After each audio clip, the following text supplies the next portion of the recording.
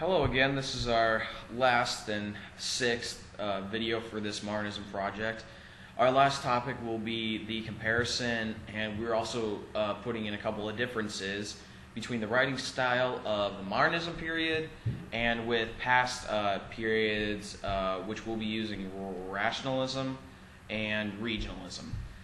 Regionalism is similar to this period, with the descriptions and the details given in each poetry or short story, whatever you're reading from any author. There's a lot of details, just a lot of images that one can relate back to what's going on during this specific time period. Yeah, and Steinbeck specifically used this in his writing, and he wrote about the similarities of how he didn't hide what was really going on in the world.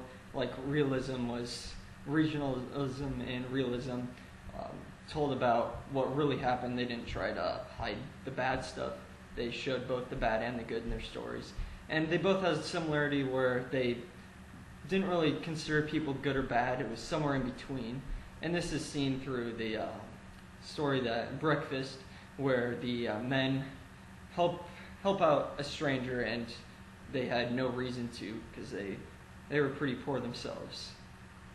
And then rationalism, there's pretty steep differences because of especially the details.